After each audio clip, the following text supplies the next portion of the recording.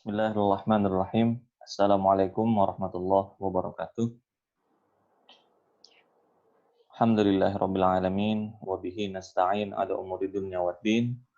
Wassalatu wassalamu ala asyrafil anbiya'i wal mursalin sayyidina wa maulana Muhammad wa ala alihi wa sahbihi wa barik wa sallim ajma'in amma ba'd.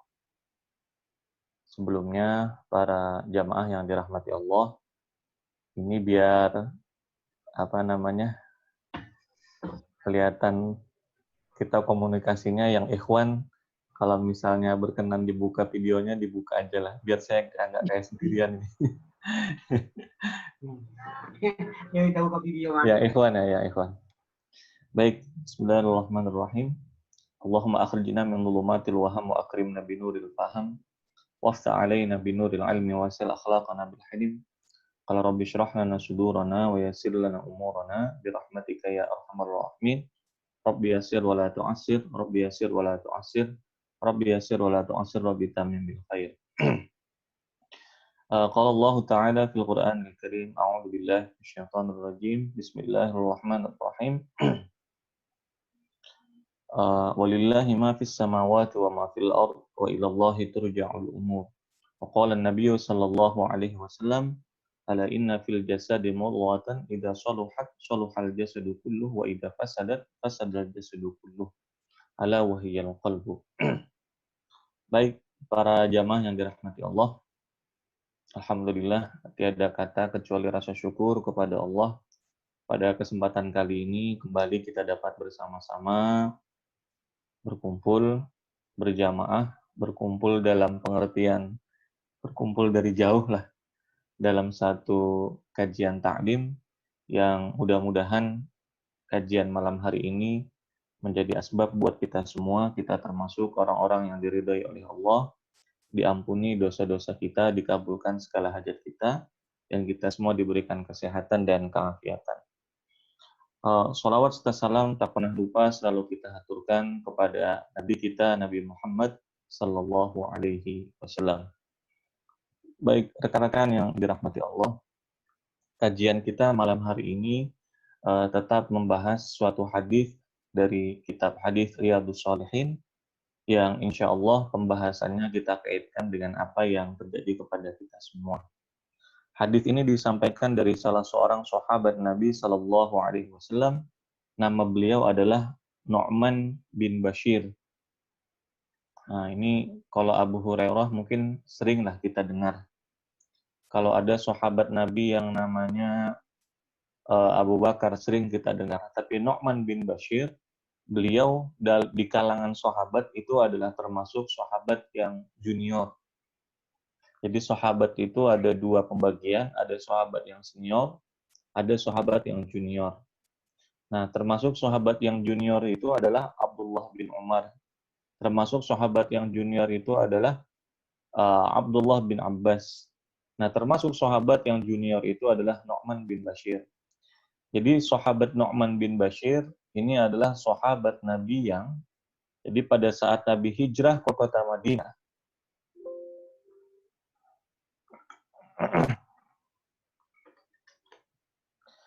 Baik, pada saat Nabi hijrah ke kota Madinah, begitu sampai di kota Madinah, bayi pertama yang lahir dari sahabat golongan Ansor itu adalah seorang bayi yang bernama Nu'man bin Bashir. Tapi walaupun pada saat itu beliau masih kecil, banyak hadis yang diserap oleh beliau dari Nabi Shallallahu Alaihi Wasallam. Ada sebagian ulama yang mengatakan hadis yang didengarkan beliau dari Nabi Shallallahu Alaihi Wasallam itu jumlahnya sekitar 114 hadis. Jadi kebayanglah kalau misalnya anak kecil itu bisa hafal 114 hadis. Kita lagi bukan berbicara bahwa ada anak yang hafal Quran. Kalau Al-Quran ini hafal para sahabat. Tapi kalau berbicara tentang yang hafal hadis, nah ini orang-orang pilihan. Pembelajarannya buat kita semua, ayolah anak-anak yang ada di rumah, muliakan orang tuanya pada hari kiamat nanti, muliakan diri kita sebagai orang tuanya, itu dengan menyemangati anak-anak kita itu, selain dia membaca Al-Quran, usahakanlah mumpung dia masih kecil, semangati dia untuk menghafalkan Al-Quran. Nah, nanti kalau ada waktunya, beri mereka kesempatan untuk kemudian menghafalkan dengan hadis Nabi Shallallahu Alaihi Wasallam. Kebayang kalau mereka sudah hafal Al-Quran dan kemudian ditambahkan lagi dengan menghafalkan hadis, yang dengan menghafal hadis itu, memahami dengan hadis itu membantu untuk kemudian memahami dari isi Al-Quran itu sendiri. Mudah-mudahan kita semua diberikan dengan anak yang soleh dan solehah. Baik para jamaah yang dirahmati Allah. Jadi sahabat ini walaupun masih kecil, itu Masya Allah, hadisnya beliau hafal 114 hadis. Nah, salah satu perkataan beliau yang Masya Allah luar biasa yang beliau sampaikan adalah, terjemahnya kurang lebih seperti ini. Kata beliau, salah satu musibah yang paling besar adalah ketika musibah datang, dia tetap melakukan dengan kemaksiatan. Saat ini kita ditimpakan dengan suatu hal yang luar biasa, yang sebenarnya dengan ini semua mengingatkan kita untuk bisa semakin mendekatkan diri kepada Allah, tapi terus mengambil kesempatan Subhanahu wa Ta'ala lakukan penipuan atau segala macam. Ini kata beliau sungguh merupakan suatu musibah yang luar biasa. Nah, beliau berkata, Nabi Shallallahu Alaihi Wasallam bersabda, "Ala inna fil jasadi mudghatan." Ketahuilah bahwa di dalam jasad kita ini, di dalam tubuh kita ini ada segumpal daging. Idza saluhat saluhal jasadu. Jadi, segumpal daging ini, jika ternyata segumpal daging ini dia menjadi baik, maka seluruh tubuh itu akan menjadi baik. Tapi jika ternyata segumpal daging ini rusak, maka akan merusak seluruh tubuhnya. Ala wahiyal qalbu. Ketahuilah segumpal daging itu adalah hati. Rekan-rekan para jamaah yang dirahmati Allah, bahwa supir utama, dinamo utama dari tubuh kita ini adalah hati kita. Maka jika hati yang baik, dia akan memandang dengan pandangan yang baik. Kalau hati itu baik, walaupun berada di dalam lingkungan yang mungkin kurang baik, dia akan mencoba mendengar dengan yang baik. Dia akan mencoba melakukan yang baik. Kenapa? Karena sumber utamanya itu berasal dari kebaikan. Sebelum kita lebih jauh membahas, hadis ini menarik menurut saya para jamaah yang dirahmati Allah. Hadis ini disebutkan oleh Imam Bukhari dalam kitabnya. Hadis ini juga disebutkan oleh Imam Muslim dalam kitab beliau. Sahih Bukhari ada, Sahih Muslim ada. Nah, hadis ini mengatakan segumpal daging itu adalah al-qalbu. Al-qalbu itu artinya adalah hati. Nah, rekan-rekan para jamaah yang dirahmati Allah. Sekali lagi ya para jamaah, sebelum saya teruskan, mohon kawan-kawan yang ikhwan, yang laki-laki, kalau memang ada kesempatan dan berkenan buka videonya, dibuka saja. Ini kami cuma bertiga yang tampak di alam Zoom meeting ini. Yang lain kalau ada kesempatan ya silakan saja biar kita gabung-gabung lah. Baik, saya lanjutkan. Jadi hadis ini mengatakan hati itu dengan kata-kata al-qalbu. Al-qalbu itu artinya adalah hati. Nah, ternyata kalau kita buka dalam kajian bahasa, secara bahasa, hati itu sebenarnya bahasa Arabnya adalah kabidun. Kabidun itu tulisannya itu kaf, huruf ba dan dal, kabidun. Kabidun itu artinya adalah hati. Nanti kalau kita cari lagi dalam kamus qalbun, itu juga artinya hati. Kalau pernah dengar nama orang namanya Fuad. Fuad. Di kampus itu ada fakultas yang namanya ada yang namanya Fuad ya. Fuad itu sebenarnya adalah singkatan sebenarnya. Tapi maksud saya begini. Jadi kabidun itu artinya hati, kolbun itu artinya hati, fuadun itu juga artinya hati. Nah, ada nggak perbedaan dari ini semua? Beda. Makanya nanti kenapa hadis itu mengatakan dengan kata-kata qalbun. Kalau dikatakan dengan kabidun, itu hati yang sifatnya fisik. Ibarat kata itu kalau kita potong ayam, habis itu kita bongkar bagian ayam itu dalamnya ada empedunya, dan kemudian ada dagingnya, ada hatinya. Nah, fisik hatinya itu disebut dengan kabidun. Nah, dan ini para jamaah yang dirahmati Allah, itu kabidun bukan dalam pembahasan kita. Nah, kolbun itu artinya adalah hati. Hati yang bagaimana? Hati yang bisa merasakan kesedihan. Hati yang bisa merasakan kekuatan iman. Nah, hati yang seperti itu sebenarnya bahasa Arabnya dua. Kalau lagi dapat gembira kita, itu kan hati tuh yang gembira. Itu bahasa Arabnya bisa kolbun, bisa pula nanti bahasa Arabnya itu fuadun. Sama nih, sama-sama pakai bahasa Arab.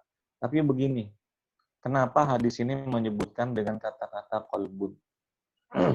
Bukan dengan kata-kata fuadun. Jadi para jamaah yang dirahmati Allah, kolbun artinya hati, fuadun artinya hati. Cuma kalau kata-kata fuadun itu biasanya artinya adalah hati yang selalu ingat kepada Allah Subhanahu wa taala.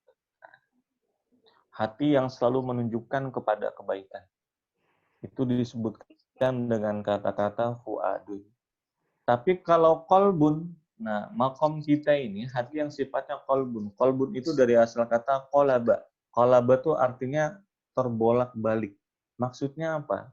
Para jamaah yang dirahmati Allah. Karena hati kita itu terbolak-balik. Kadang di atas, kadang di bawah. Macam iman dia. Al-imanu yazidu wa yanqus. Kadang naik, kadang turun. Begitupun hati kita. Dan hati ini kalau dia baik, maka dia akan menunjukkan kepada kebaikan. Matanya, telinganya, perilakunya, ucapannya. Tapi kalau hati itu buruk, dia akan menunjukkan semuanya kepada jalan yang buruk. Karena hati merupakan sumber daripada semuanya. Maka hal pertama yang kita jaga, sebagaimana hadis ini menyebutkan, ala wahyal qalbu, itu adalah hati. Maka para jamaah yang dirahmati Allah, kajian kita malam hari ini adalah bertumpu bahwa saat ini kita mungkin dalam keadaan lock ya. Lock itu kan terkunci. Ada yang terkunci kesehatannya, ada yang terkunci ekonominya. Tapi satu hal yang harus penting bagi kita semua, jangan sampai terkunci hati kita. Insya Allah, hari ini kita melihat banyak hal yang kita lihat. Ada orang yang saat ini masih turun ke tengah jalan untuk berbagi kepada sesamanya. Dan alhamdulillah, masjid kita sekarang sedang melakukan donasi. Kalau kita tidak bisa memberi langsung kepada orang lain, mungkin ada hati yang mungkin tidak terkunci untuk bisa berbagi kepada sesamanya. Kalau kebetulan nggak ada biayanya, mungkin bisa berbagi dengan doanya. Maksudnya apa? Para jamaah yang dirahmati Allah. Bahwa ternyata ada orang itu yang hatinya mati. Apa maksud hati mati itu? Maksud hati mati itu adalah kebenaran yang tampak di hadapannya itu akan dipandang oleh dirinya bukan sebagai suatu kebenaran. Ini dalam keadaan seperti ini aneh menurut saya para jamaah. Kalau kita lihat pada hari-hari ini, ada orang yang niatnya untuk menolong orang lain. Ya, jadi kata dia, kayaknya saat ini orang lagi perlu sama masker. Jadi beliau kumpulkan dana, cari orang. Siapa nih yang bisa mau untuk bisa mengadakan pembelian masker? Beliau kumpulkan, beliau punya uang dari pribadi sendiri itu 9 juta. Kemudian cari, siapa yang siap? Oh sana katanya siap. Cuma orangnya belum pernah ketemu. Begitu dikirim, ditransfer uangnya, dikirim 9 juta, tapi Masya Allah. Habis itu nggak ada beritanya lagi. Maskernya nggak ada beritanya, dibagi juga nggak ada beritanya. Nah, maka pertanyaan buat kita semua, hati yang terbentuk dari apakah orang yang dalam keadaan seperti ini? Kalau saat ini kita saling membantu, tidak bisa dengan harta, mungkin bisa dengan doa. Tapi yang terjadi, ada tuh masih yang dalam keadaan seperti ini. Hati macam apa yang terbuat seperti ini? Nah, makanya hati-hati para jamaah yang dirahmati Allah. Ada hadis Nabi SAW yang mengatakan, yauma tamutul qulub, pada saat hati-hati itu sudah mati. Jadi nanti ada kalanya hati itu yang disebutkan dengan bahasa tamut, Tamut itu artinya hati yang sudah mati. Maka kalau saat ini mungkin ada yang terkunci, tapi satu hal yang membuat kita tidak terkunci, hati kita jangan sampai terkunci. Kalau hati kita terkunci, bisa menjadi kematian bagi hati kita. Kalau hati itu sudah mati, satu akibatnya. Yang pertama adalah tidak akan tampak kebenaran yang sudah ada di hadapannya sebagai suatu kebenaran. Contoh, ini udah tahu nih benar gitu loh, tapi tidak akan tampak itu sebagai suatu kebenaran. Apa yang menghalangi itu? Hatinya yang sudah mati. Ada seorang pembesar kafir Quraisy. Kafir Quraisy. Itu pada suatu malam mengendap-endap datang. Datang ngapain? Datang ke taklim Nabi Shallallahu Alaihi Wasallam. Padahal orang kafir. Orangnya adalah non-muslim. Datang. Jadi begitu Nabi kajian, datang itu bukan ingin mengganggu. Tapi datang itu ingin mendengarkan kajian. Dengerin. Selesai kajian, jalan. Nah, begitu jalan, tiba-tiba kemudian ketemu. Ternyata malam itu ikut kajian, pembesar kafir ini, dari kaum kafir ini, itu bukan sendirian, tapi bertiga. Dan ketiganya nih, tokoh kafir Quraisy juga. Jadi 3 tokoh kafir. Jadi begitu lihat, ngapain Anda bertiga ini ikut kajian, taklim yang disampaikan. Kita ini kan memerangi, tapi tetap ikut. Kenapa juga? Nah, jadi akhirnya 3 orang kafir ini, itu melakukan kesepakatan. Apa kesepakatannya? Ini bikin malu kita ini. Kita bilang jangan, jangan, jangan, tapi justru kita yang kemudian hadir ke kajian. Udah, besok malam jangan sampai ada yang hadir ya. Nah, akhirnya bikinlah perjanjian itu. Besoknya, yang satu berpikir, malam tadi kan sudah ada perjanjian, nggak boleh datang. Kayaknya yang lain nggak bakal datang. Jadi yang satu datang, yang satu datang, yang satu datang. Di malam yang kedua, kajian dilaksanakan. Itu hadir lagi. Sampai malam yang ketiga. Jadi 3 kali berturut-turut. Sudah yang ketiga kalinya, akhirnya kemudian ditanya, apa sih yang menyebabkan Anda untuk tidak beriman? Padahal sudah Anda pahami. Anda kalau saya tanya nih, yang disampaikan sama Muhammad itu benar apa enggak? Apa jawabannya para jamaah? Jawabannya adalah yang disampaikan oleh Muhammad itu benar. Nah, ini kan sudah paham. Di depan mata itu kebenaran. Yang nampak ini kebenaran, ini benar. Ketika kemudian ditanya, kalau tahu saja itu benar, kenapa Anda tidak masuk Islam? Jawabannya, kalau saya masuk Islam, apa kata kaum saya? Ini akibat hati yang sudah mati. Kebenaran di depan mata, tampak keselamatan, sudah diberikan dengan semuanya, tinggal bilang saja dengan syahadat, kenapa masih tertutup? Itu karena hati yang sudah ditutup. Khatamallahu ala qulubihim. Hati yang sudah ditutup. Dan ini akan tampak dalam kehidupan kita. Contoh ya para jamaah. Kalau kita itu jalan, naik mobil, naik sepeda motor jalan. Tiba-tiba ada orang di pinggir jalan. Misalnya bukan dalam keadaan virus seperti ini. Ada orang itu di pinggir jalan. Duduk termenung di pinggir jalan, memegangi dengan perutnya, keluar air matanya, menahan rasa lapar. Mata sudah melihat, telinga sudah mendengar dengan rintihannya. Hati sudah memahami tentang penderitaannya. Tapi pertanyaannya, apa yang menghalangi kita untuk menolong dengan orang itu? Menolong sudah hendak, bahkan kemudian dalam hati kita masih berprasangka buruk. Alah, jangan-jangan ini pura-pura. Padahal kesempatan untuk melakukan kebaikan sudah di depan mata, tapi masih ditahan. Ini kalau ada yang seperti ini, hati-hati para jamaah. Itu pertanda mungkin daripada hati yang sudah terkunci. 2, apa akibatnya kalau hati itu sudah terkunci? Yang kedua adalah kemaksiatan yang ada di hadapan matanya. Dia tidak akan mampu lagi mengatakan itu sebagai suatu kemaksiatan. Maksudnya apa coba? Akibat daripada hati yang sudah mati, maksiat di depan mata, itu akan dianggap bukan sebagai suatu kemaksiatan. Maksudnya biasa-biasa saja. Dan kalau sudah tersebar kemaksiatan seperti ini, ketika turun bala Allah Subhanahu wa taala, maka akan diturunkan kepada semuanya, baik orang yang baik atau orang yang buruk. Apa di antara asbabnya? Karena pembiaran terhadap suatu kemaksiatan.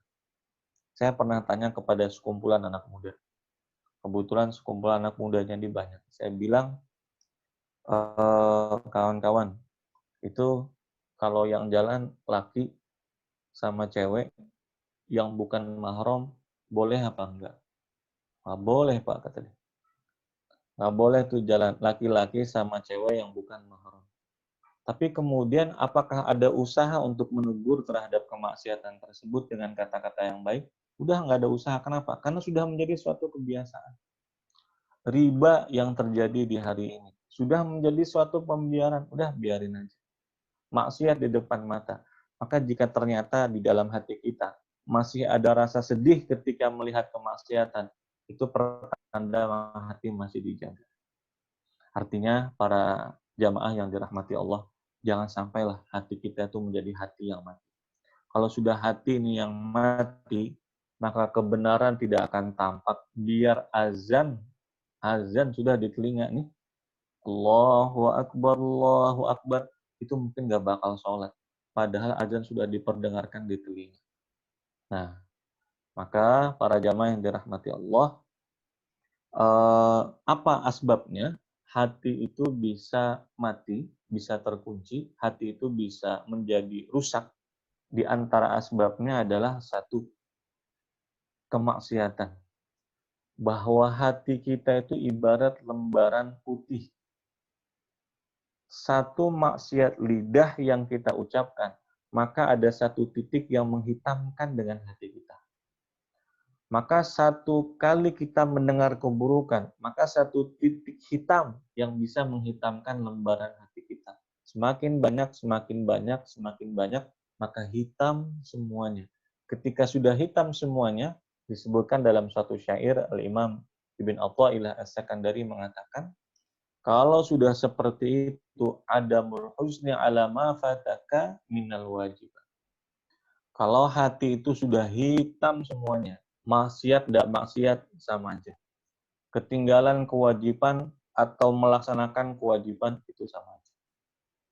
Jadi sudah tidak tahu lagi sudah mana yang benar, mana yang salah. Makanya kalau kita lihat hari ini para jamaah yang dirahmati Allah, kalau sampai hari ini kita sudah bingung lagi, tidak tahu lagi mana yang benar, mana yang salah, itu pertanda ada yang salah dalam hatinya kita. Tidak tahu lagi kita ini sudah mana yang benar, mana yang salah. Saya kasih contoh begini, Pak. Saya pakai songkok ya. Songkok saya tuh misalnya, contohnya, warnanya putih. Tapi kemudian, kalau ada 100 orang yang mengatakan, enggak, songkok yang saya pakai itu bukan warnanya putih, tapi warnanya hitam. Warnanya hitam, warnanya hitam, warnanya hitam. Beratus-ratus kali kita dengarkan, mungkin akan berubah persepsi kita. Kayaknya bukan putih deh, kayaknya warnanya hitam. Kalau sudah ada perubahan seperti itu, nggak tahu lagi kita mana yang putih, mana yang hitam, hati-hati dengan hati kita. Hari ini Pak, Masya Allah, kita sudah tidak tahu. Ada orang yang ngasih dengan sedekah, ya, berbagi sama orang lain. Tapi karena ini kalau kasat matanya kita, berbagi sama orang lain, ngasih sama orang lain, itu adalah suatu kebaikan. Tapi kalau hati sudah dikunci, yang nampak itu kejahatan. Allah, itu berbagi cuma ingin disebut dengan ria. Ada orang yang Masya Allah, sholatnya Alhamdulillah, sholat duha dijaga, sholat tahajud dijaga, ba'diyahnya dijaga, qobliyahnya dijaga. Itu dalam mata dohirnya kita. Yang nampak itu adalah suatu kebaikan. Tapi bagi orang yang sudah tidak bisa lagi membedakan mana yang baik, mana yang buruk, yang akan tampak di matanya itu, ini ngerjakan sholat agar cuma bisa disebut sebagai orang yang rajin sholat. Bayangkan. Orang yang sudah hafal Quran, membaca dengan Al-Quran, setiap kali jalan baca Al-Quran, naik sepeda motor baca Al-Quran, mulutnya qomat kamit baca Al-Quran. Baikan yang dia lakukan, tapi bagi hati yang sudah mati, itu akan sudah tidak tahu lagi sudah mana yang baik, mana yang buruk. Maka yang akan tampak pada saat itu, para jamaah yang dirahmati Allah, itu coba-coba baca Al-Quran paling cuma bisa supaya bisa disebut orang yang hafal Al-Quran. Bayangkan. Maka kalau sudah hati yang seperti ini, akibatnya satu, mulut akan mengucapkan dengan sesuatu yang buruk. Jadi kalau hati itu rusak, mulut itu akan ikut rusak. Jadi tidak ada kebaikan yang akan tampak di hadapan matanya. Ketika ada turun hujan, hujan turun. Apa yang dia katakan? Ya Allah, ini lagi capek-capek kerja, tiba-tiba hujannya turun. Salah tuh. Ya. Begitu kemudian hujannya berhenti, diganti sama yang panas, panas matahari, nanti berubah lagi tuh kata-kata, ya Allah, kok panas sih? Jadi selalu tidak ada yang benar. Ini semua berasal dari mana? Berasal dari hati yang buruk. Ini telinga. Makanya nanti kita akan bahas. Gimana sih caranya supaya dalam keadaan seperti ini, hati kita itu bisa selalu hidup. Bisa selalu hidup. Ada seorang ulama, Masya Allah, Pak. Kalau kita ini mungkin kita mengunci diri kita atau berada di rumah saja misalnya, tapi kita masih punya kesempatan buat keluar. Ada orang yang sudah terkunci dalam suatu ruangan, tidak bisa keluar ke sana kemari, cuma berada di satu tempat. Tapi memang tubuhnya terkunci, tapi hatinya tidak terkunci. Di dalam kesempitan yang beliau punya. Tapi karena punya hati yang lapang, begitu hatinya lapang, pikirannya terbuka. Begitu pikirannya terbuka, hatinya terbuka, tangannya terbuka. Dalam kesendirian beliau nulis. Begitu keluar dari penjara, beliau ini menelurkan sebuah kitab dengan suatu kitab tafsir. Siapa beliau ini? Buya Hamka. Baik fisiknya terkunci, tapi hati tidak pernah terkunci. Maka yang harus kita jaga, para jamaah yang dirahmati Allah, itu adalah hatinya kita. Maka tadi kita bicara akibatnya, apa sebabnya, maka kemudian pembahasan kita selanjutnya adalah bagaimana cara kita agar bisa menghidupkan hati kita. Yang pertama adalah untuk bisa menghidupkan hati. Idza shaluhat shaluhal jasadu kulluh. Kalau hatinya baik, maka akan baik semuanya. Bagaimana caranya itu? Yang pertama adalah satu, hindarkan hati untuk kemudian setiap apapun yang bisa menjadikan itu murka Allah Subhanahu wa taala.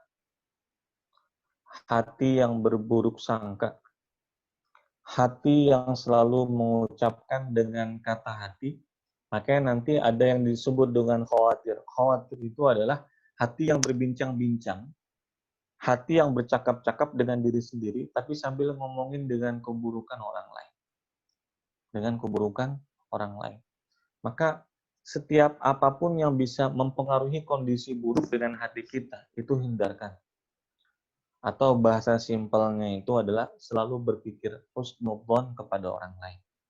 Itu salah satu cara agar kita bisa menghidupkan hati. Berpikir yang baik tentang apa yang dilakukan oleh orang lain.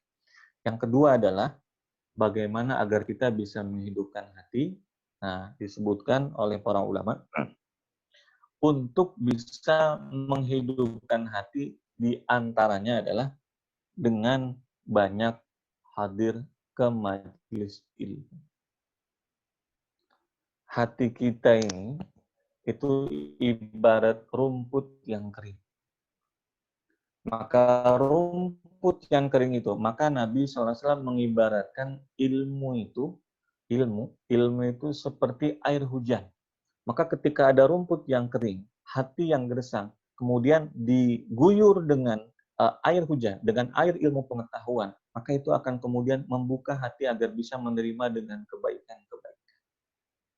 Makanya kalau hati itu sudah diisi dengan ilmu yang baik, dengan ilmu yang akan membawa kemanfaatan, dan semua ilmu itu baik. Selama ilmu itu bisa memberikan kemanfaatan di dunianya dan di akhiratnya. Maka para jamaah yang dirahmati Allah Subhanahu wa taala, pada saat seseorang hadir dalam suatu kajian ilmu, selain pahala yang dia dapatkan dan terbukanya hati agar untuk bisa menerima kebaikan. Jadi di sini ada seorang imam, imam hadis, beliau namanya adalah Imam Malik. Coba kita perhatikan ya beliau.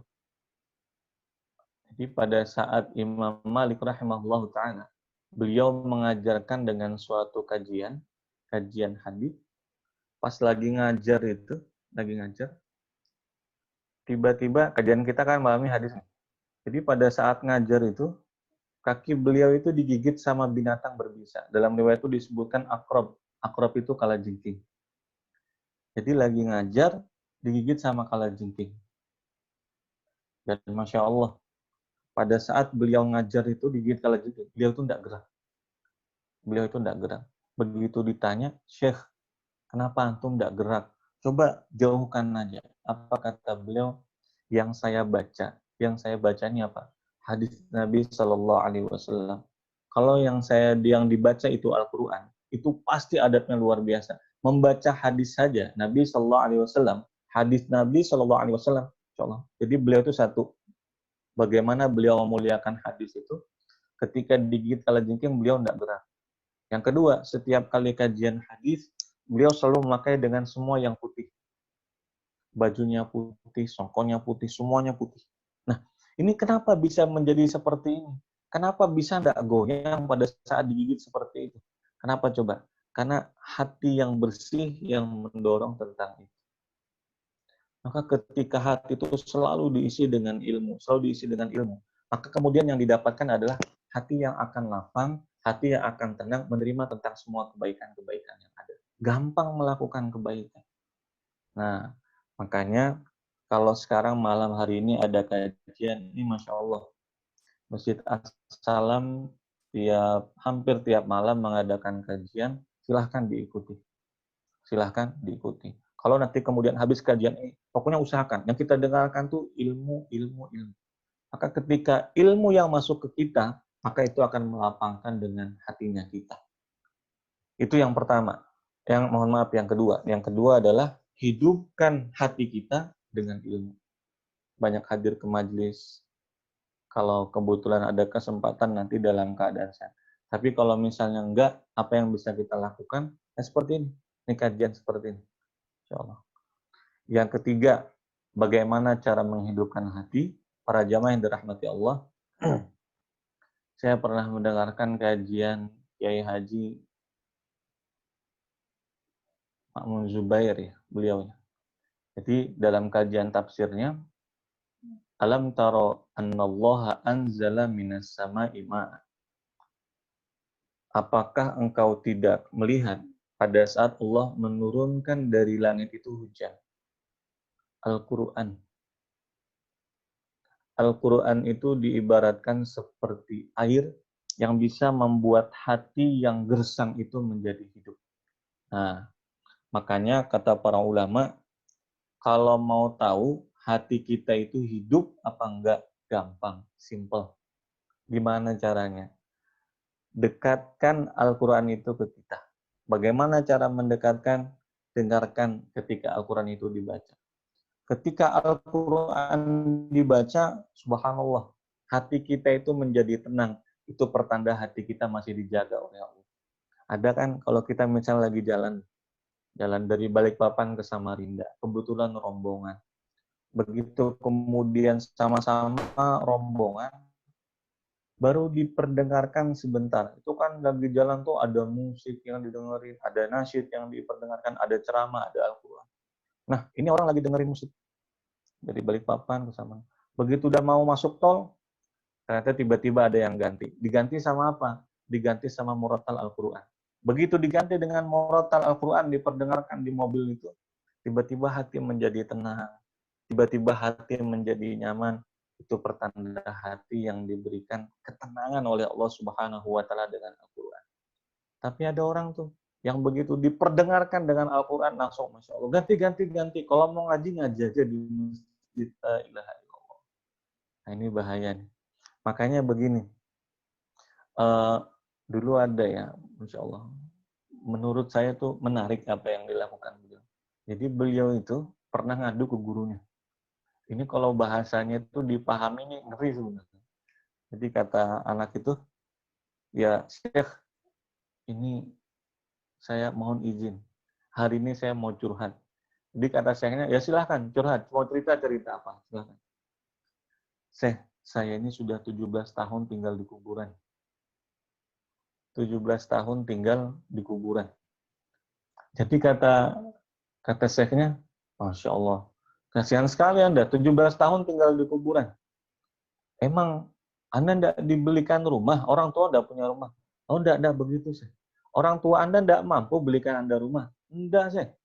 Orang tua saya itu orang kaya, berkecukupan, beli rumah mampu. Tapi apa maksudnya tuh? 17 tahun tinggal di kuburan. Syekh, dari mulai saya balik sampai hari ini 17 tahun sudah berlalu. Sehari pun tidak pernah dibacakan Al-Quran di rumah saya. Bagaimana rumahnya mau hidup? Bagaimana hatinya bisa hidup kalau Al-Quran itu tidak diperdengarkan? Dan yang luar biasanya lagi ada yang begini. Kalau mau tidur itu dia tidak bisa tidur kecuali dengerin sesuatu dengan headsetnya. Kalau dengerin musik, Masya Allah, lama dia baru bisa tidur. Tapi ada orang, begitu diganti dengan Al-Quran, baru dengar 3 menit langsung bisa tidur. Ini kan aneh juga ini. Nah, maksudnya apa? Jadi, diantaranya para jamaah yang dirahmati Allah, agar bisa menghidupkan hati itu apa? Jadi, kalau hati itu hidup, maka kemudian telinga hidup, mata hidup. Maksud hidup itu apa coba? Akan selalu menunjukkan kepada kebaikan. Bahkan akan tampak pada wajahnya. Apa nih maksudnya akan tampak pada wajahnya? Jadi ada orang tua ya, Masya Allah, beliau itu orang tua. Kan ada tuh yang kita lihat ya, orang tua itu walaupun beliau sudah tua, tapi wajahnya itu terlihat segar, masih muda, dan menunjukkan kesemangatan. Jadi pernah tuh ada yang ditanya, kalau orangnya tuh udah tua, tapi semangat, mukanya itu luar biasa, wajahnya itu menawar, bercahaya. Saya, kalau bahasa kita tuh kayak, kok gimana nih bisa semangat terus? Dan ketika ditanya seperti itu, beliau malah tanya balik. Dan begitu tanya balik itu, Masya Allah, pertanyaannya itu menggetarkan hati buat kami. Buat semua lah yang memahami itu. Jadi kata beliau, antum ini tanya begitu, kok bisa segar seperti itu? Pertanyaan saya cuma simpel. Berapa juz Anda baca Al-Quran dalam sehari? Hatinya hidup, pikirannya hidup, bahkan wajahnya kemudian menunjukkan kehidupan, ketenangan di sana.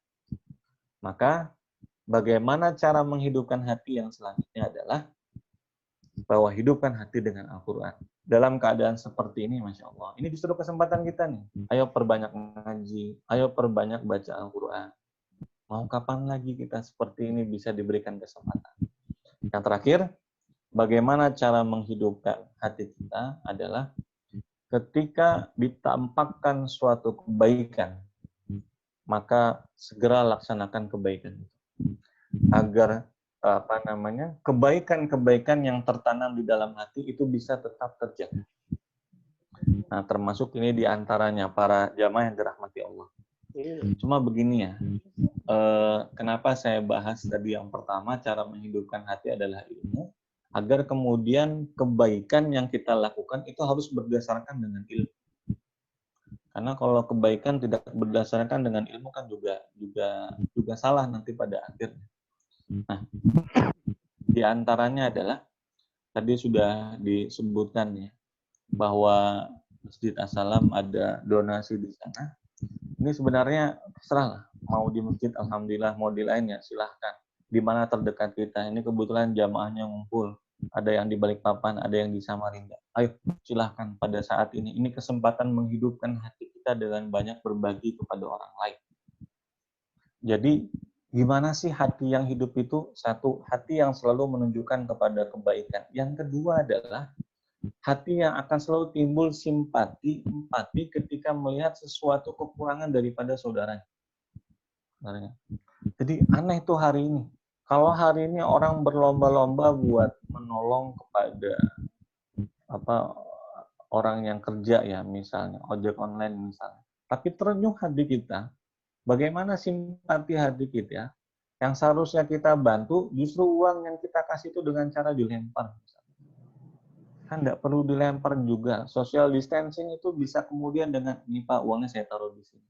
Kan bisa seperti itu. Nah, bahkan kalau kita mau belajar, para jamaah yang dirahmati Allah, Kalau ditanya, siapa sih orang yang paling bisa kita contoh dalam bersedekah? Satu, siapa itu? Nabi Shallallahu Alaihi Wasallam. Nabi itu orang yang paling luar biasa dalam sedekah. Bahkan konsep sedekah beliau itu kayaknya susah buat kita ikuti. Apa konsep sedekah Nabi? Konsep sedekah Nabi itu berat. Jadi kalau misalnya Nabi itu, konsep sedekahnya siapapun yang minta kepada beliau, kalau ada, beliau kasih di rumah. Siapapun yang minta kepada beliau, beliau kasih. Artinya, rasa hati ketika melihat orang lain mengalami kesusahan, kerugian, itu langsung ada. Makanya salah satu daripada, ini memang kebiasaan orang Arab ya. Saya sebelum bercerita tentang Nabi, kalau bicara tentang sedekah, orang Arab itu memang terkenal dengan orang yang suka sedekah. Bahkan ada orang yang terkenal dengan orang kafir, tapi senang sedekah. Namanya adalah Abdullah bin Zaid bin Jud'an. Ini kalau bisa nurutin ini luar biasa. Saya lihat hari ini ada tuh orang yang begitu. Keliling, bagi-bagi makanan. Alhamdulillah, ini suatu hati untuk cara menghidupkan hati. Ada orang yang tidak bisa kasih makanan apa, beli minuman dibagi. Nah gitu ya. Tapi siapa nih yang bisa nurutin? Abdullah bin Zaid bin Jud'an. Abdullah bin Zaid bin Jud'an itu tiap hari pagi, sore bikin pengumuman. Bikin pengumumannya di mana? Dipanggil anak buahnya itu apa? Anak buahnya dipanggil, tolong ya bikin pengumuman. Kemana? Sampean ke sekitaran Ka'bah, bikin pengumuman di sana. Bikin pengumuman apa? Siapa saja yang belum makan pagi, silahkan sarapannya itu di rumah saya, kata Abdullah bin Zaid bin Jud'an. Sore bikin pengumuman lagi. Apa kata beliau? Yang belum makan sore ini, yang mau makan ke rumah, silahkan makan ke rumah. Siapa nih? Ini orang kafir. Kok orang kafir?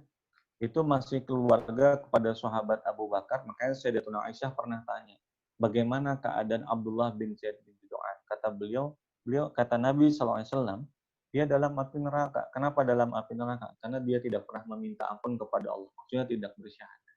Maka kalau itu yang dicontohkan oleh Abdullah bin Zaid bin Jud'an, pagi sore berbagi dalam keadaan seperti itu, apalagi Nabi SAW. Nabi itu siapapun yang minta pasti dikasih. Apa sih yang ingin disampaikan para jamaah yang dirahmati Allah? Dalam hadis yang lain Nabi mengatakan, makna hadis adalah mana qasad harta itu tidak akan pernah berkurang dengan banyaknya kita berbagi. Ini kesempatannya kita. Kalau hari ini kita beli makanan dengan ojek online, begitu kemudian datang, kita pesannya 3, padahal perlunya cuma 2.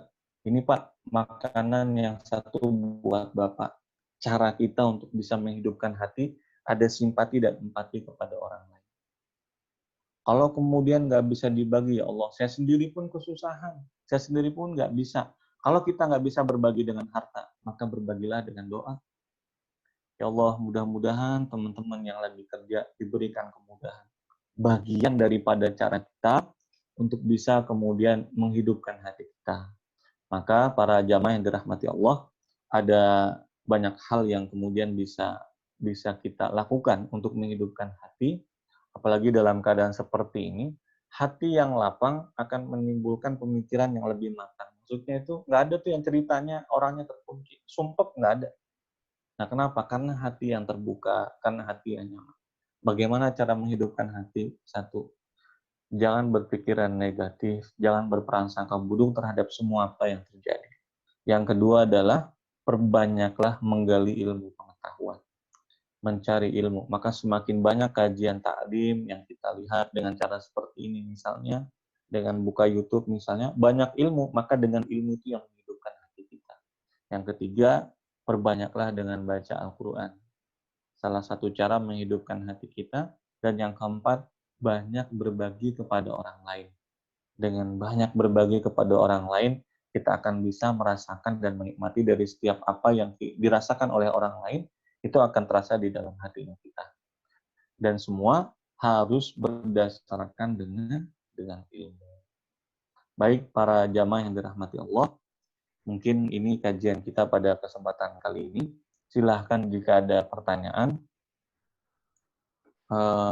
baik mau ditulis atau pertanyaan langsung, silahkan. Ini sudah ada pertanyaan yang masuk, Ustaz, lewat Oh, ada ya? video, Ustaz. Ya, Ustaz. Oh, silahkan. Jadi private. Untuk jamaah juga mengingatkan, bagi yang ingin mau bertanya langsung, bisa ditekan tombol unmute-nya di pojok kiri sebelah bawah ya. Masuk ke pertanyaan yang pertama ya, Ustaz. Assalamualaikum warahmatullahi wabarakatuh, Ustaz. Assalamualaikum. Semoga antum dalam keadaan sehat selalu. Mau bertanya, Ustaz, bagaimana caranya menjaga hati agar tidak terlena setiap dipuji? Terima kasih.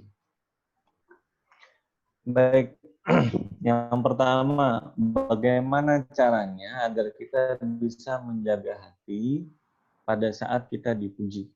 Ya, saya kasih contoh begini. Ada orang mengaji ya, baca Al-Quran maksudnya, baca Al-Quran. Begitu baca Al-Quran, Masya Allah, selesai baca Al-Quran, tiba-tiba tuh ada orang yang datang menghampiri kita. Masya Allah, Pak, bacaannya mantap. Saya mendengar Bapak baca Al-Quran itu seperti saya sedang sholat di Masjidil Haram. Itu hati kita para jamaah. Itu berada di persimpangan. Satu persimpangan, pahala kita bisa hilang. Di simpang yang lain, hati yang berusaha menjaga dengan keikhlasan. Makanya ada ungkapan yang menyebutkan pujian itu seperti sembelihan. Maksud sembelihan apa? Menyembelih dengan amalnya kita. Nah, maka pertanyaannya, bagaimana agar kita bisa menjaga hati pada saat kita dipuji? Apa para jamaah? Kuncinya adalah menyadari bahwa setiap kelebihan yang kita punya, menyadari bahwa apapun yang datang kepada kita, baik daripada tentang hartanya, baik daripada kemampuannya, bahkan isi pujiannya itu sendiri, kita kembalikan kepada Allah Subhanahu wa Ta'ala. Selesai sholat, kebetulan kita giliran jadi imam. Allahu Akbar, baca. Setelah itu ada orang yang muji, Masya Allah, Ustaz, antum baca tadi jadi imam, kita seperti sholat di Masjidil Haram. Dalam pujian itu, kita harus bisa cepat mengembalikan bahwa semua ini datangnya karunia dari Allah Subhanahu wa Ta'ala. Makanya ucapan kita itu adalah alhamdulillah. Jadi alhamdulillah itu kalau orang paham grammar bahasa Arab, alif lam itu kan lil istighraq. Istighraq itu konferensif. Maksudnya apa? Segala pujian lillah itu milik Allah. Makanya ucapan kita itu alhamdulillah, supaya bisa mengembalikan pujian itu kepada Allah, supaya hati kita itu terjaga. Jadi pada saat dipuji, Masya Allah, Ustaz, suaranya bagus. Jawaban kita apa? Ini suara titipan dari Allah. Ini bacaan titipan daripada Allah. Maka jika Anda mau puji, bukan puji saya. Saya sendiri pun titipan daripada Allah. Alhamdulillah, segala puji itu hanya milik Allah Subhanahu wa Ta'ala. Masalahnya, pada saat kita mengucap alhamdulillah, terkadang kala alhamdulillah kita sombong juga. Pak, Masya Allah, Pak, suaranya bagus. Alhamdulillah. Itu masih sedikit tuh suara yang bagus yang baru saya keluarkan. Innalillah kalau begini. Sama misalnya, habis kita berbagi ya, sedekah. Sedekah itu kita coba ikhlas tuh. Bagaimana coba ikhlas, Masya Allah. Jadi sedekahnya itu tengah malam supaya jangan ketahuan. Diam-diam aja supaya jangan ketahuan. Jadi kebetulan ada orang di pinggir jalan, kita kasih. Bagi-bagi. Nggak ada yang tahu. Nggak taunya ketika kita berbagi malam itu diam-diam, jangan ada yang tahu. Ternyata ada orang di belakang kita yang mengikuti dengan membawa kamera. Di kamera terus kelihatan mukanya kita berbagi itu malam-malam. Besoknya viral langsung. Begitu viral, Fulan bin Fulan menyembunyikan amal kebaikannya supaya jangan ketahuan malam-malam. Viral, akhirnya diundang. Begitu diundang, Masya Allah Pak. Bapak yang mencontohkan tentang keikhlasan, berbagi di tengah malam. Ini gimana Pak bisa seperti ini? Ini kita kan di persimpangan. Padahal sudah mencoba untuk ikhlas, tapi tetap dipuji seperti itu, bagaimana ucapan kita? Udah gampang jawabannya. Apa itu? Alhamdulillah. Ucapkan Alhamdulillah, tapi resapi ucapan itu. Pujian Anda itu hanya milik Allah Subhanahu wa Ta'ala. Kenapa milik Allah? Harta yang saya bagi titipan dari Allah. Kesempatan untuk melakukan kebaikan, taufik hidayah dari Allah. Orang masih mau menerima sedekah kita. Itu bagaimana kemudian Allah menggerakkan hati dia untuk menerima sedekah kita. Nah, jadi kalau pertanyaannya, bagaimana nih cara bisa menghidupkan hati kita, menjaga hati kita, supaya agar kemudian bisa terhindar pada saat menghadapi dengan pujian-pujian seperti itu. Apa itu? Alhamdulillah. Kembalikan semuanya kepada Allah dengan mengucap Alhamdulillah. Pujian Anda kembalikan kepada Allah Subhanahu wa Ta'ala. Allahu a'lam. Silahkan, ada pertanyaan lagi? Ada mungkin dari Mas Dika ini mau bertanya via suara. Oh, silahkan Mas Dika. Assalamualaikum warahmatullahi wabarakatuh. Waalaikumsalam warahmatullahi Semoga wabarakatuh. Ustadz Aulia dan jamaah lainnya berikan rahmat dan kesehatan oleh Allah Subhanahu wa Ta'ala. Yang Amin. pertama, dalam poin kita harus tetap berprasangka buruk terhadap orang lain. Bagaimana caranya Berprasangka baik ini. berprasangka baik terhadap orang lain? Bagaimana caranya kita menyikapi ketika memang kita berprasangka baik terhadap orang tersebut, tetapi orang yang kita ibaratnya dibaikin lah, tapi pada kenyataannya berusaha untuk memanfaatkan kebaikan kita, padahal berusaha untuk tetap berprasangka baik terus, tapi ternyata kebaikan yang kita berikan dimanfaatkan. Yang kedua, tentunya 1000 kebaikan itu akan sirna oleh satu keburukan. Nah, contoh halnya bagaimana kita, terutama untuk nasihat diri saya sendiri, untuk menyikapinya ketika kita berusaha untuk tetap baik secara adab dan akhlak, tetapi masih saja orang tersebut selalu berprasangka buruk dengan melihat satu kesalahan yang dulu-dulu. Satu contohnya masih sampai sekarang ada dentingan-dentingan itu yang ya mualaf karena ini. Diungkit-ungkit. Seperti itu ya. Oh iya. Seperti itu. Itu aja Ustadz. Terima kasih. Baik, Masya Allah. Terima kasih kepada saudara Gede Mahardika. Kita doakan beliau diberikan kekuatan iman, diberikan kekuatan Islam. Ini salah satu jamaah kita yang mu'alaf.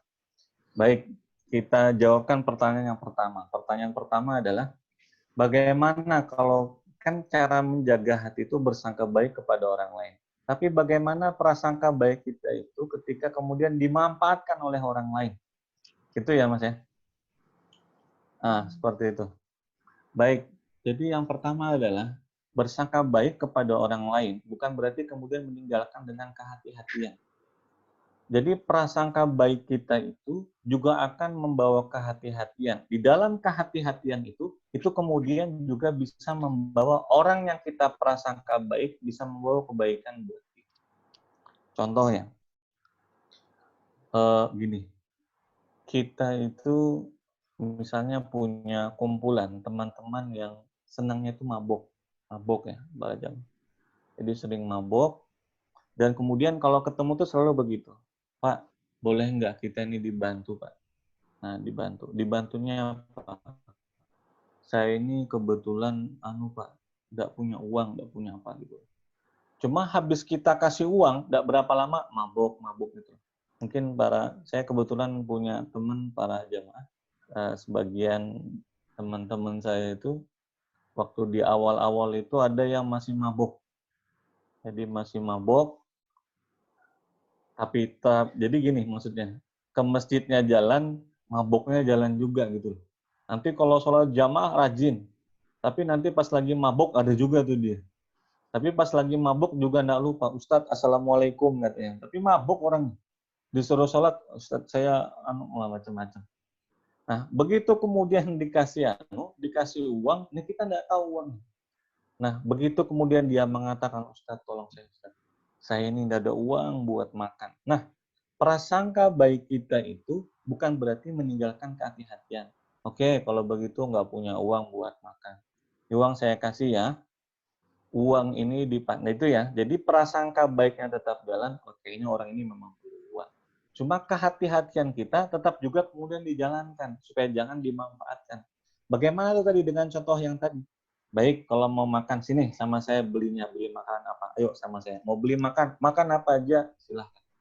Nah, jadi prasangka baik tetap dijaga, kehati-hatian kita itu tetap dijalankan. Kenapa? Supaya prasangka baik kita itu sejalan dengan apa yang kita sangkakan. Jadi orang yang kita sangka baik bisa menjalankan prasangka baik yang ada di dalam hati kita. Intinya begini, Mas Dika, prasangka baik haruslah dibarengi dengan bagaimana kita berhati-hati menjalankan prasangka baik kita. Hati-hati itu bukan berprasangka buruk loh. Tapi artinya bagaimana nih bisa menjalankan prasangka baik kita. Ya kayak tadi, temenin dia mau makan. Nah, gitu kan. Itu yang pertama. Bisa dipahami ya, Mas Dika ya? Baik. Sudah di-mute. Baik. Hah? Kenapa, Mas? Sudah di-mute sama Mas Dika. Oh ya. Yang kedua, bagaimana nih? Apa namanya? Ada pepatah itu yang rusak sebelanga itu ya. Hanya kemudian dengan satu kejahatan itu akan menghapuskan dengan semua kebaikan-kebaikan. Banyak kebaikan yang sudah dilakukan ini, itu, dan segala macam. Tapi hanya dengan satu kesalahan masih ada yang kemudian mengatakan Anda ini ya, walaupun kebaikannya sebanyak mungkin, tapi satu itu yang dulu jangan pernah dilupakan. Gitu ya Mas. Seperti itu ya pertanyaannya. Baik. Maka bagaimana cara kita menyikapinya? Para jamaah yang dirahmati Allah. Dalam hidup ini, kita sebagai seorang manusia biasa, siapa tidak pernah melakukan kesalahan? Siapa yang tidak pernah melakukan kekhilafan? Tapi kemudian yang namanya manusia itu selalu diberikan kesempatan dari Allah Subhanahu wa taala untuk taubat. Taubat itu apa? Memperbaiki kesalahan yang kita lakukan. Maka agar kita bisa menjadi orang yang baik, agar kita selalu dalam keadaan positif, positif itu seperti apa? Satu kesalahan yang kita lakukan, maka perbanyaklah dengan kebaikan-kebaikan. Maka jangan sampai dengan satu kesalahan itu yang selalu kemudian diungkit. Oh, Anda ini cuma ini. Jangan itu kemudian menggugurkan semangat kita. Kenapa? Karena yang kita lihat melakukan suatu kebaikan. Karena yang kita lihat pada saat meninggalkan kemaksiatan. Bukan makhluk itu, bukan orang itu, bukan manusia itu. Tapi siapa? Allah Subhanahu wa ta'ala. Saya masuk Islam ini karena Allah. Saya melakukan kebaikan ini karena Allah.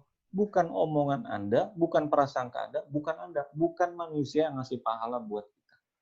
Mau bagaimanapun dia ngomongin kita segala macam, Allah yang menentukan kita. Tapi kalau pandangan kita masih kepada manusia, dia kemudian mengatakan Anda ini, sudah banyak kebaikan yang Anda lakukan, tapi ingat tuh ada kesalahan yang Anda lakukan. Allah saja Maha Pengampun kepada hambanya. Setiap hambanya itu mau bertobat kepada Allah. Maka mulai sekarang, Mas Dika, apa yang harus kita lakukan? Tolak ukur kita, pandangan kita, baik atau tidak, itu pandanglah kepada Allah. Dalam pengertian pandang kepada Allah, yang kita lihat itu Allah. Allah ridho apa enggak? Ini kita masuk Islam, Allah ridho apa enggak? Urusan manusia memandang apa? Bukan urusan kita. Yang kedua, sekarang kita sholat. Mau semua manusia mengatakan enggak bagus, Anda segala macam. Pertanyaannya, Allah ridho apa enggak? Jadi mulai sekarang, cobalah untuk berpikir positif bahwa apa yang dikatakan oleh manusia bukan tolak ukur keberhasilan kita.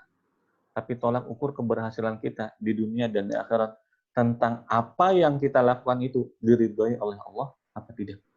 Kesimpulannya, Allah ridho apa tidak dengan apa yang kita lakukan. Bisa dipahami Mas Dika?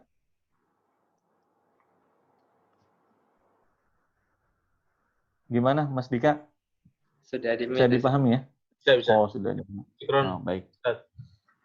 Itu ya Mas ya. Baik. Ada pertanyaan? Via chat Ustaz. Baik. Assalamualaikum Ustaz, mau tanya, apakah Waalaikumsalam. orang yang hatinya sesat, apa bisa khusyuk sholat? Baik. Apakah yang hatinya sesat bisa khusyuk sholatnya? Jadi begini, yang pertama adalah yang kita bahas itu apa pengertian daripada sesat itu sendiri. Cuma pada dasarnya mungkin kalau kita artikan sesat menyimpang daripada jalan yang ditentukan oleh Allah, maka sebenarnya begini, hati yang ingat kepada Allah itu adalah hati yang berada di jalan yang digariskan, diridhoi oleh Allah Subhanahu wa Ta'ala. Orang itu kalau maksiat ya, susah supaya bisa khusyuk dalam sholat. Contoh aja ya, contoh. Ada orang datang ke masjid, niatnya ke masjid itu mau maling sandal. Dari rumah tuh sudah niat, ini dari rumah pakai sendal jepit, pulang nanti saya harus pakai sendal yang mahal, harus pakai sendal yang bagus. Itu kan maksiat tuh. Itu contoh simpel saja. Sesat dia itu, hatinya, niatnya itu salah sudah. Begitu sampai ke masjid, kira-kira bisa khusyuk nggak dalam sholat? Nggak bisa. Kenapa sih kalau pada saat sholat tarawih, muda-mudi itu banyak yang datang ke masjid? Penuh orang datang ke masjid. Tapi yang di dalam masjidnya itu sedikit, yang di luarnya penuh. Ngapain tuh pacaran? Ada orang yang datang ke masjid, niatnya itu apa? Salah, sesat. Niatnya ngapain datang ke masjid? Niatnya datang ke masjid mau pacaran. Pertanyaannya, begitu kemudian sholat, Allahu Akbar, bisa khusyuk apa? Kalau dengan maksiat-maksiat yang seperti itu, bisa menjadikan hati tidak khusyuk di dalam sholatnya. Apalagi kalau dia kemudian tersesat di dalam hatinya. Jadi kalau pertanyaan, bisa nggak khusyuk? Susah buat khusyuk. Susah buat khusyuk. Jadi pada dasarnya, perbaiki hati kita itu akan memperbaiki segalanya. Hati yang selalu ingat kepada Allah di luar sholat akan membantu hati yang selalu ingat kepada Allah di dalam sholatnya. Coba kalau di luar sholat selalu ingat kepada Allah. Mau maksiat, ingat kepada Allah nggak jadi. Melihat orang yang memerlukan dengan bantuan, ingat kepada Allah. Ini rezeki titipan dari dikasih buat dia. Kalau dalam kehidupannya saja, dia bisa ingat kepada Allah.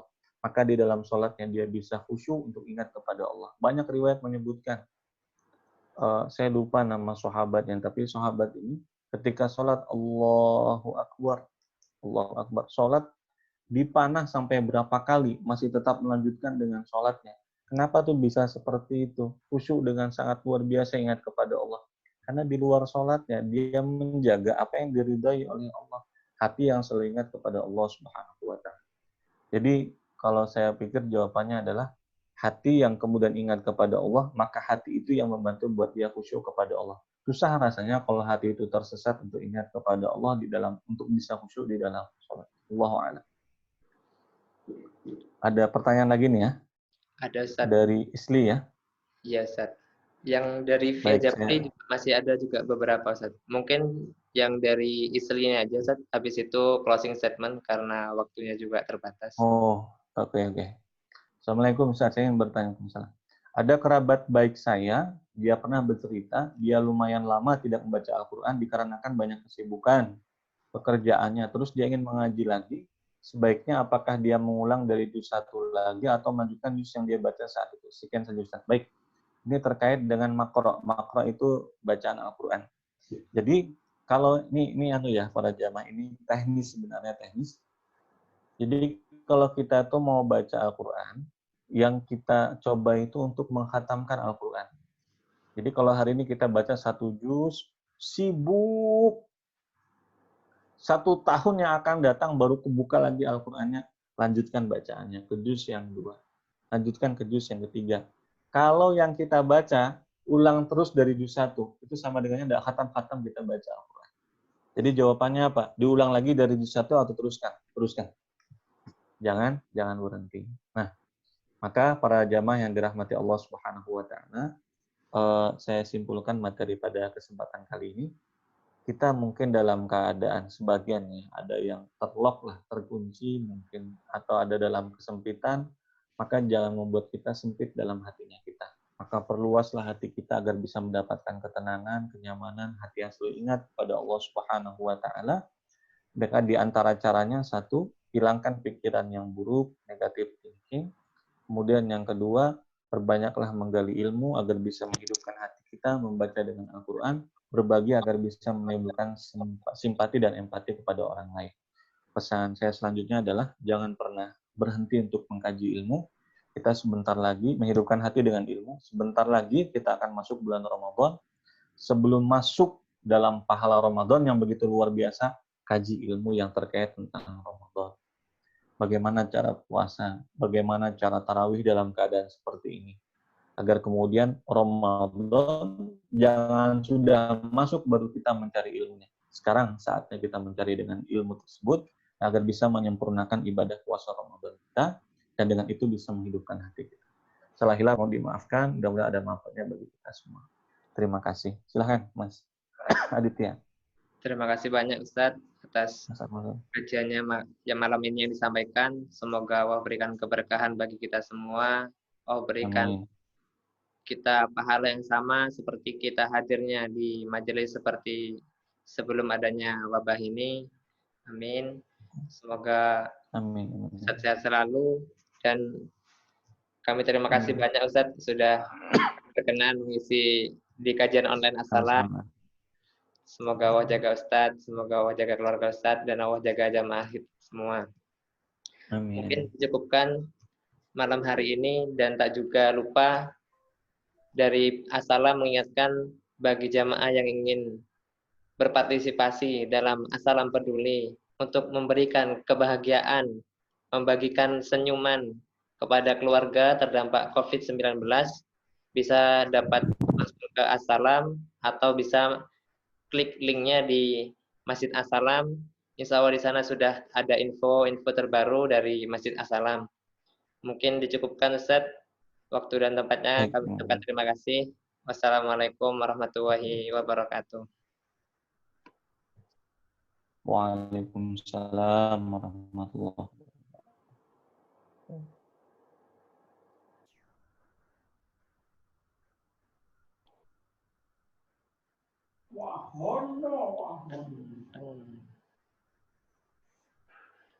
Wahon.